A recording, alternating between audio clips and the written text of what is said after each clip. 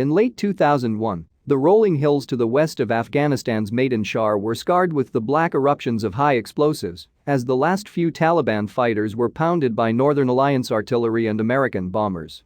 Then, as suddenly as a thunderclap, silence fell on the battlefield. Long columns of black turban fighters immediately began to walk peacefully towards their enemies and, walking into their ranks, were asked, "What happened?" One Talib fighter smiled broadly and explained, "We turned our turbans." Without the slightest shame or doubt, their leaders had decided that they'd rather be on the winning side than die a pointless death. And so they'd surrendered, many opting to join the forces of the opposition. But this does not mean the hardcore gave up on the Deobandist interpretation of Islam that had helped bring them to power in 1996, which also sat comfortably with their largely ethnic Pashtun culture. The ideology originally grew among students, Talibs, of Islamic schools largely in exile in Pakistan, where refugees sought shelter from the failed Soviet invasion on their country in 1979. Fueled by money from the Arabian Gulf and backed by patrons within Pakistan's intelligence agencies, Talibs distilled their version of Islam into a purist cult.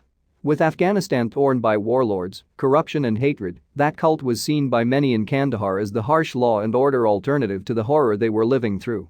The Taliban rose up in their heartland in 1994, and in 2 years, they were able to charge through much of the rest of the country and take power. Afghanistan's government was always weak, intensely corrupt, dependent on foreign forces for its survival, riven by faction fighting, and polluted by warlords. So when the Afghan National Army was abruptly abandoned by the US and its allies earlier this year, the only question was, when will its commanders turn their own turbans? In 2001, the Taliban were driven from power by the Northern Alliance and collections of other warlords because many Afghans had tired of their medieval interpretation of shari'a law, tired of being dominated by the southern Pashtuns, and above all, very angry at the destruction of the extremely lucrative opium trade. Worth around $4 billion a year, it was, and is, Afghanistan's main export and a business that drew in rival chieftains, khans, the police, militia, Pakistani spies, trucking mafias and the Kabul elite.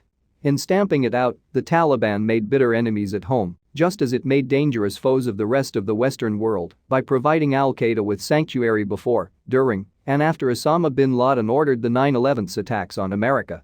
But the Taliban had never had an interest in international terror.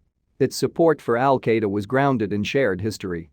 Bin Laden and his cronies had fought alongside the Afghan Mujahideen, who'd resisted the Soviet occupation after 1979.